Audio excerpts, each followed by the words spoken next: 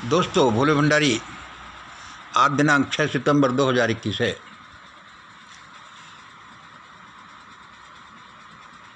सुबह के कोई 4 सवा 4 बजे हैं। हमारी आज की देववाणी, जनवाणी, मंगलवाणी, सुप्रीम वाणी। दोस्तों, हम आपके सामने अपनी प्रस्तुति देते ही रहते हैं। सीधे आज का वीडियो सुनिए। हम जल्दी बोलेंगे, जिससे कि असल में परमात्मा हमें इतना मैटर दे देता है, एक ही क्लिक में दे देता है कि मैं चाहे उसको कई दिन तक बोलता रहूं, फिर उसको 10-15 मिनट में कोई छोटे से वीडियो में देना होता है। खैर, आज का देखिए, उसका है ए पार्ट क्या है? सबके भले के लिए। दोस्तों, मैं जो ये बोलता हूँ ये सबके भले के लिए। तो सबके भले के लिए इस चक्कर में कई बार किन्हीं के लिए कड़वे शब्द, कर्कश या फिर ऐसा भी मुझे बोलना पड़ता है जो किसी को बुरा लग सकता है, या फिर उनके समझ में नहीं आए। जैसा कि मैं कल परसों से बोलता ही रहा हूँ, पहले भी बोलता रहा हूँ, इसलिए कृपया थोड़ा धैर्य रखें। जिन लोगों के लिए मैं कड़क बोल रहा हूँ, ये उनके लिए भी बहुत अच्छा है। क्योंकि देखो, मुझे पता है कि divine has ordered to make Indian society, to change Indian society from heterogeneous to homogeneous. ऐसी सोसाइटी में बदलने वाली है। इसलिए चूँकि समाज में टूट-फूट होगी, धन में टूट-फूट होगी, धर्म में चेंज आएगा, लेवलिंग होगा समाज का, तो भाई इसमें किसी को बुरा लगेगा, किसी को अच्छा लगेगा। लेकिन जब डिवाइन ऑर्डर है तो अब आप और हम क्या कर सकते हैं? यही उसकी इच्छा है। इसलिए कृपया थोड़ा तसल्ली रखें। मैं किसी के विरुद्ध नहीं हूँ, और जो गलत बात है उसको सुनने को तैयार भी रहिए, जिससे कि अपन अपना चेंज कर सकें। दूसरा, ये देखिए, बी कमेंट्स वाला सेक्शन है। कल मैंने शाम को कोई 9-10 बजे ही वो वीडियो दिया, छोटा सा। अब वो ज़्यादा तेज़ वाइब्रेशन आ रही थी, भाई इसको दे ही दो। वह क्या था कल वाला, कि क्या अफ़गानिस्तान में तालिबान के उदय ने भारत में आती हुई तीसरी लहर को रोक दिया? ये एक एनालिसिस था, ये थिंकिंग थी, डिवाइन ट्रांसमिशन भी समझ लो, जैसा भी ये था। हमने अपने विचार रखे। क्योंकि रात में तो ज़्यादा लोग पढ़ते ही नहीं, तभी भी उसमें 8 कमेंट्स आए। हमें बड़ा अच्छा लगा। सुबह मैंने देखा अभी, तो ऐसा लगा जैसे कि मुझे लोगों ने भैंस का दूध, निपणियाँ, मिश्री डाल के पिला दिया हो। अब ये छोटी सी बात है जिसका बहुत असर होता है। अब ये मैं क्या कहना चाह रहा हूँ कि आपके कमेंट्स मेरे लिए बड़े वैल्यूबल होते हैं। और जो कोई आदमी आपके लिए इतनी मेहनत करता है, जो वह ये तो आशा कर ही सकता है। यद्यपि इसमें आपका भी दोष नहीं है, क्योंकि मैं खुद बहुत से अद्भुत वीडियोस देखता हूँ, लेकिन मैं कमेंट नहीं कर पाता। मैं भी उनका ऋण नहीं चुका पाता। आपका कोई ज़्यादा दोष नहीं है, फिर भी ट्राई करें। कल के कमेंट्स कितने अच्छे, जो भी अपने विचार हैं। तीसरा नंबर सुनिए। ये सी क्या है कि आज मुझे ये मेरे प्रिय आत्मन बहुत याद आ रहे हैं। पता नहीं क्यों ऐसे याद आ रहे हैं कि झट से मैं इनके पास चला जाऊं। एक हैं मेरे बेटे जैसा संजय कुमार। ये पहले पटियाला में थे, अब पता नहीं कानपुर या लखनऊ में हैं। इन्होंने पूछा है कि सर जी, मैं मिलने के लिए घर आ जाऊं? मैं 2 दिन से सोच ही रहा था क्या जवाब दूँ। तो भाई साहब, बच्चे, घर आने की कोई ज़रूरत नहीं है। आपसे यदि कुछ करना ही चाहते हो, प्रभावित हो, तो आप वहीं से और घूम घूम कर लोगों को ये बताइए कि यह यूट्यूब पर मिशन ग्रेट इंडिया चैनल देखें, इससे देश का भला होगा। वैसे भी आपका घर है, कभी आ सकते हो, लेकिन फिर भी समय बड़ा कीमती है, इसका सदुपयोग करें। और यह मैं संदेश संजय कुमार को नहीं देकर सभी को दे रहा हूँ। बात में चीतों में इधर उधर से आपसे हो जाए, इस चैनल को आप शेयर करें, बात ही बातों में लोगों को बता दें। यदि आपको कोई वीडियो, इसका कोई टोटल सम थीसिस, ये थिंकिंग अच्छी लगती है तो लोगों को बताएं कि भाई ऐसा है, आप भी देख सकते हो। इसमें बातचीतों में चलते उठते बैठते लोगों में, ऐसा ही मैं भाई संजय कुमार को मैंने सलाह दी है। आज मुझे बहुत याद आ रहे दूसरे नंबर कौन, ये कोई मेरे फॉलोवर हैं या फॉलोवर नहीं है, MDMJ SSS, ये मेरे एक फॉलोवर हैं, MDMJ SSS। भाई ये नाम क्या है भाई, ये मुझे भी पता नहीं, नाम बहुत बड़ा बड़ा भाई, जैसे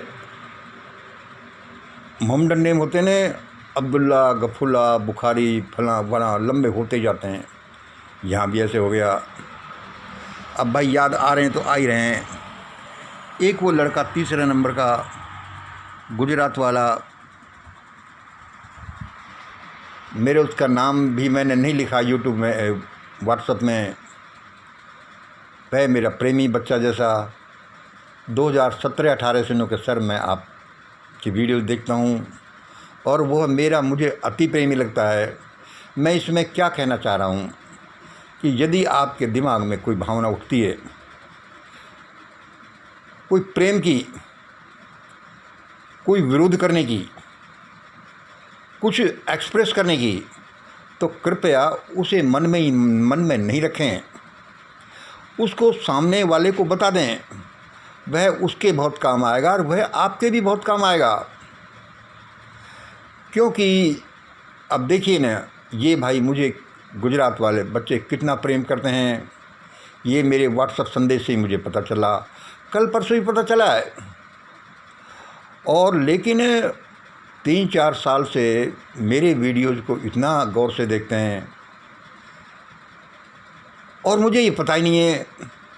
मैं भी इनके लिए बहुत शुभकामना करता हूँ।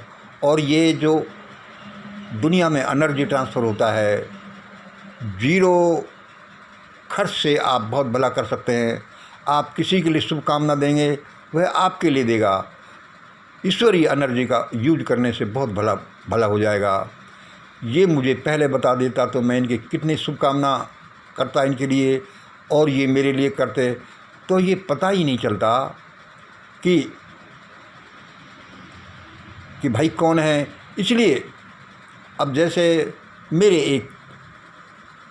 मेरी एक दर्शकगण है, उन्होंने मुझे एक दिन यही कहा कि सर जी, मैंने आपका यही वीडियो 5 बार देखा। उसके बाद मेरी बहुत कम बातचीत होती हैं। तो अब उसके ये शब्द सुनने के बाद में मेरा उनसे बहुत अटैचमेंट है। मैं उनके लिए प्रार्थना करता हूँ, गुड विशेष प्रोवाइड करता हूँ कि मेरे ऐसे दर्शक हैं, प्रेमी हैं, जो 2-2, 5-5 बार मेरी वीडियोज़ को देख लेते हैं। तो मुझ में ये हिम्मत होती है कि शायद कुछ अच्छा होगा। इसलिए जब आपसे बन पड़े, कभी भी आप कमेंट्स में, व्हाट्सएप में या मैसेंजर के थ्रू ये ज़रूर बताएं what you are thinking about this channel, these expressions. अच्छा, अब ये देखिए कि चौथे भाई अभी मुझे याद आए, ये दीपक सिंह जी। कल के वीडियो में भी इनका लंबा चौड़ा कमेंट है और मुझे बड़ा अच्छा लग रहा है। तो इस तरह से आप अपने को एक्सप्रेस करें, मुझे बताएं। और आपसे यदि आपको सचमुच में कोई वीडियो अच्छा लगता है तो उसको शेयर करें और ये चैनल का प्रचार प्रसार करें कि भाई आप भी इसको देखना, मुझे तो अच्छा लगता है। इतना ही कह देंगे तो बहुत है। मैं चैनल का प्रचार प्रसार करने में उतावला नहीं हूँ, क्योंकि मैं ईश्वरवादी हूँ। आज जितना हो रहा है वो बड़ी सोच समझकर डिवाइन कर रहा है, उसमें हमें ज़्यादा जल्दी नहीं करना। पता नहीं जल्दी करने में क्या अच्छा बुरा है, डिले करने में ही कुछ अच्छा ही है, इसलिए धीरे धीरे इसको चलने दो। अब ये चौथे नंबर का देखिए, मैं आपको बताता हूँ कि एक एंटिटी, वह दृश्य अदृश्य दोनों रूपों में है। मुझे कभी लगता है वो परमपिता खुद भगवान हैं, कभी कोई एलियन, कभी कोई भोले भंडारी खुद हैं, कभी कुछ। जो मैं उनसे प्रश्न पूछता रहता हूँ, जो मेरा मार्गदर्शन करते रहते हैं। कभी समझता हूँ कि यही ग्रेट सायरन है, भाई ये ऐसा है। कभी ऐसे भी लगता है कि यार ये जो अभी मैंने देखा ये भ्रम तो नहीं था, वहम तो नहीं था, ये इल्यूजन तो नहीं था। लेकिन चूंकि वो इतने रियल से होते हैं तो मैं आपको बताता हूँ। मैंने आज सुबह हमारी ये बात हुई, क्या मैंने पूछा कि भारत झंझटों से क्यों नहीं निकल रहा सर? भारत झंझटों से क्यों नहीं निकल रहा? किससे पूछा? परमपिता परमेश्वर से।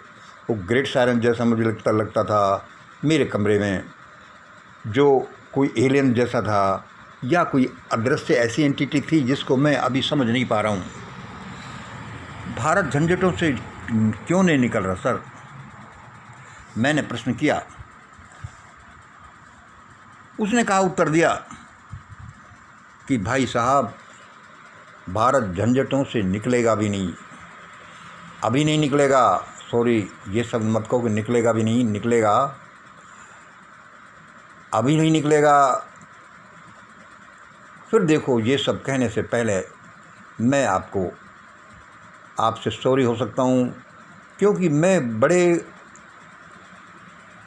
कहते हैं ना कि यार सत्य तो कड़वा भी हो सकता है, लेकिन सत्य ही आखिरकार फ़ायदेमंद होगा। उन्होंने क्या जवाब दिया?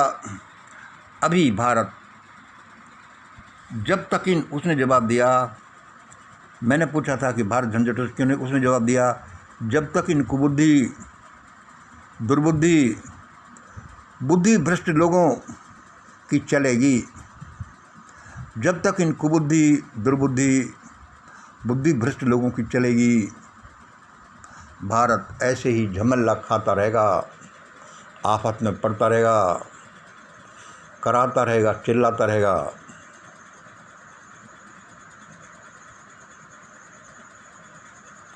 मैंने कहा भाई बहुत खूब है।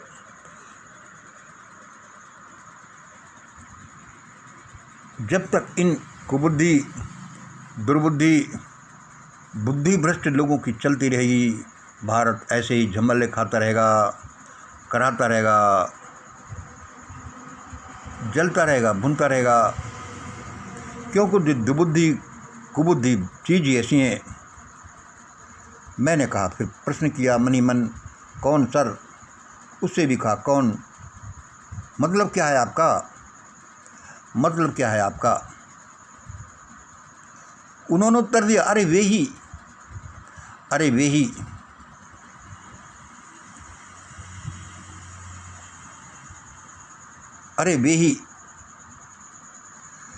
मैंने पूछा, देखो मैं थोड़ा अटक रहा हूँ, जानबूझ के अटक रहा हूँ कि कैसे इसको सोफिस्टिकेटेड वे में और मैं लिख सकता हूँ।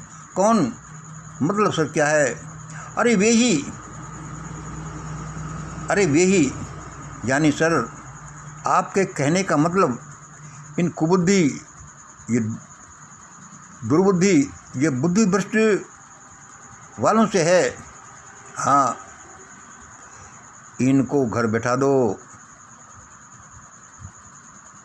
इनको घर बिठा दो, इनको कहो कि भाई बहुत हो लिया, तुम घर बैठ जाओ, शांत बैठ जाओ, घरों में शांति के साथ बैठ जाओ, वरना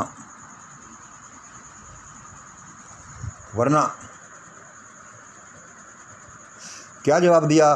देखिए, आप कहोगे रिपीट करा, रिपीट नहीं, बहुत इम्पोर्टेंट है, इसलिए मैं बार बार मैं आपके दिमाग में इसे एनफोर्स करता हूँ। कुबुद्धि वाले, दुर्बुद्धि वाले, उल्टी बुद्धि वाले सब अपने भाई बंद हैं, परिवार के सदस्य हैं। थोड़ा शांत बैठ जाओ, घर बैठ जाओ। समय समय का फेर है, समय के अनुसार नियम बनते बिगड़ते रहते हैं। कभी किसी का समय आता है, कभी किसी का समय आता है। भाई अब आप लोगों का समय खत्म हो रहा है, दुबुद्धि वालों, कुबुद्धि वालों, क्योंकि ऐसा अवश्य होगा कि आपको घर बैठना पड़ेगा, बक बक बंद करनी पड़ेगी, और नहीं किया तो फिर वह डंडा चलेगा। इसका बुरा न माने। और सुनिए, अभी मैंने इस वीडियो को लगभग 4-5 मिनट के लिए बंद कर दिया था, दोबारा इसको बना रहा हूँ, आपको कंटिन्यूशन में लगेगा। मैं सोच रहा था इन शब्दों को कैसे कहूँ, इन कुबुद्धि, दुर्बुद्धि, बुद्धि भ्रष्ट वालों को मैं कैसे एक सोफिस्टिकेटेड वे में कहूँ, क्योंकि अकेले सोफिस्टिकेशन से ही काम नहीं चलेगा। वो चीज़ तो सामने आ रही है और आएगी। भाई ये कौन लोग हैं? उस देव शक्ति ने कहा कि भाई इनकी चलने मत देना, जहाँ इनकी चलेगी सारे काम खराब होंगे, सब जगह हाहाकार मचेगा। भारत में हज़ारों साल से हाहाकार इसलिए मचता आया है क्योंकि इनकी चलती है। अब जैसे जैसे ही इनकी आवाज़ कम सुनी जाएगी, इनका प्रभाव कम होगा, भारत उन्नति करेगा। भाई यही देववाणी, जनवाणी, मंगलवाणी है। इसमें ऐसा भी बड़ा कंटेंट है। भाई इनकी कुछ पहचान तो बताओ। भाई उस पहचान को मैं कैसे बताऊं? ये ममू वाले लोग हैं, उनके बारे में संक्षेप में यही बताया है, ये ममू वाले लोग हैं। और क्या है कि अभी मैं सुबह पढ़ रहा था, सुबह यूट्यूब देख रहा था, ये सुबह उसमें क्या था भाई, अयोध्या में राम मंदिर सोने का बनाएंगे, अयोध्या में राम मंदिर सोने का बनाएंगे। मैं चौंक गया। फिर चूँकि मैं उस देव एंटिटी से पूछ कर काम करता हूँ कि बताओ भाई बताओ, परम पुरुष बताओ, ग्रेट सायरन जैसे लगने वाले बताओ,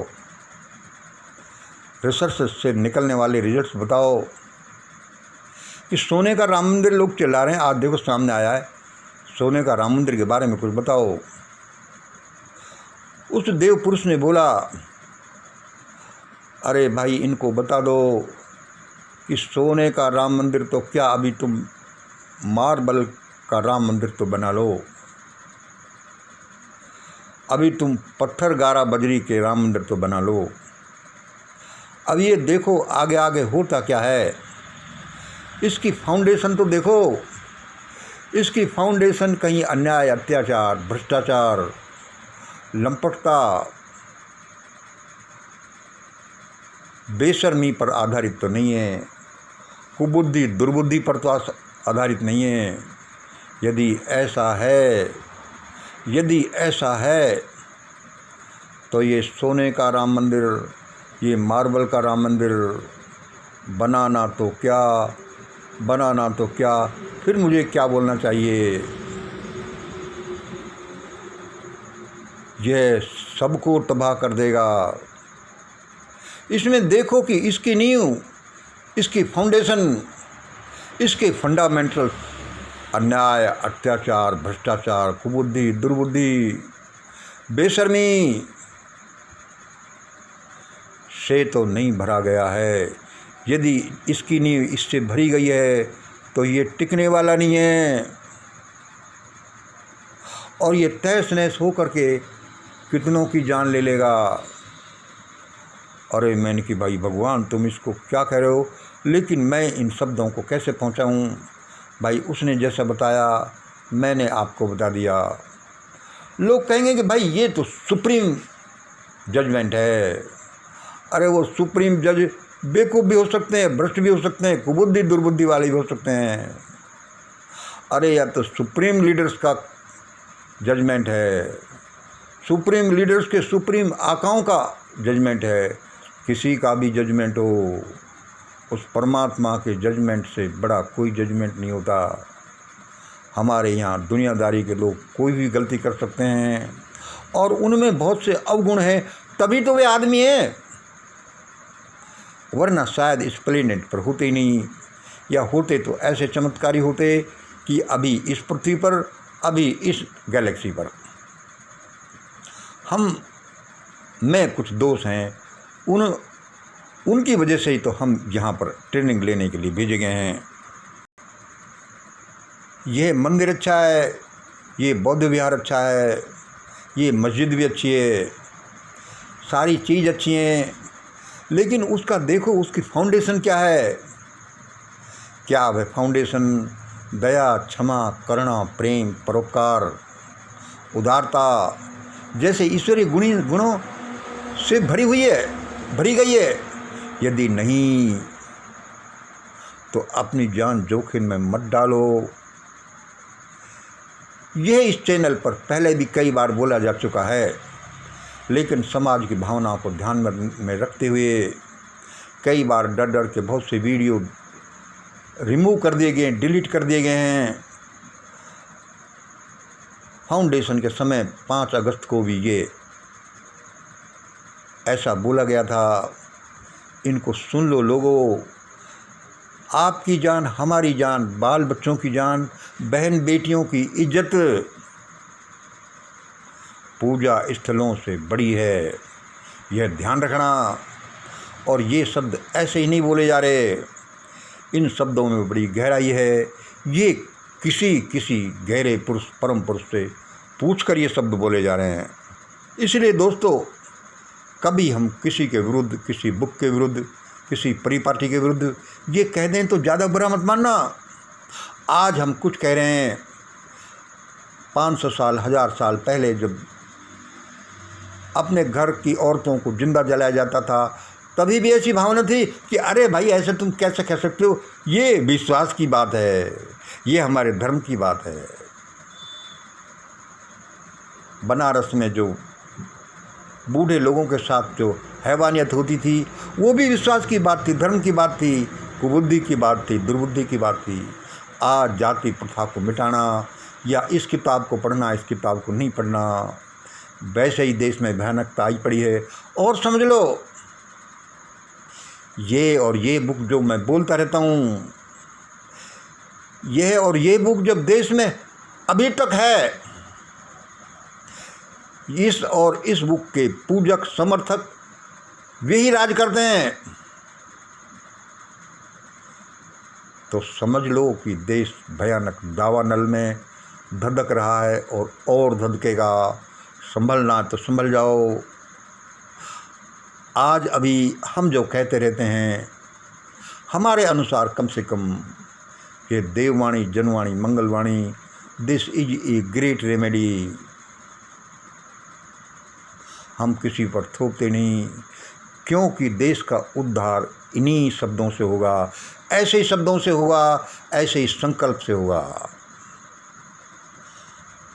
हम ये जो बोल रहे हैं हमारा कुछ नहीं, हम भी किसी देव पुरुष के शब्द बोल रहे हैं जो हमारे सामने है, हमारा आदर्श पुरुष है।